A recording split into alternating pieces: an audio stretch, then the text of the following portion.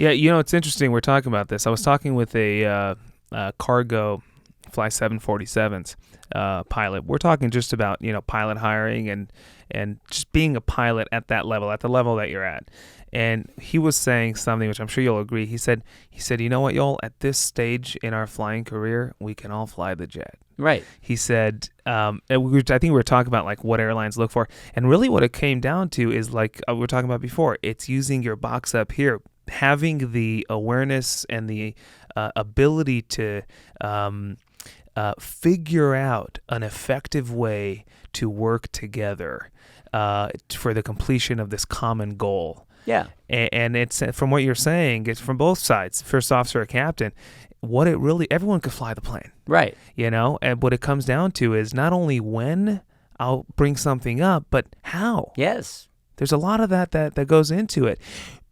How much of this is a part of your day-to-day job? It's probably more than flying the airplane, because flying the airplane is the easy part. Well, and we're talking first officer. I got flight attendants in the back, right, who are crew members also, and they're very important, right? Because if I didn't have them, I can't carry 175 people, because I can't deal with everything that could go on back there. Right. People think, oh, the servant drinks.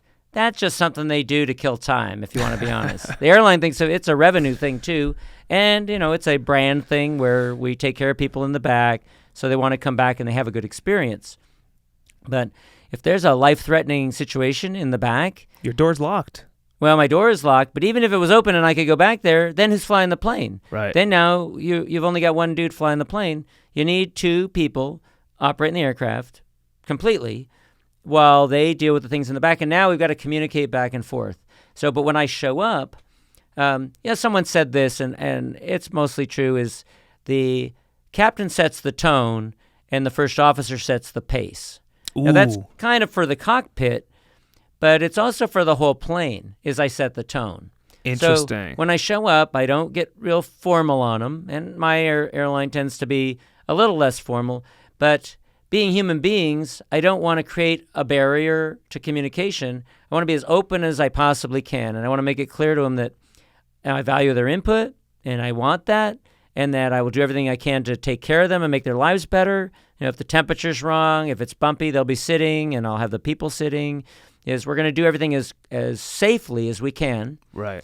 I love when people say on the PA, we're going to get you there as safely as we can. I forget, what's that mean? I don't. We get through there, we're going to get you there safely. Safely. We're either going to do it safely or we're not going to go. Right. And but anyway, setting the tone for the whole crew so that we're all on the same sheet of music, shared mental model, we like to call it, where everybody's got the same picture of this flight from takeoff to landing how we're going to operate the plane in a safe way.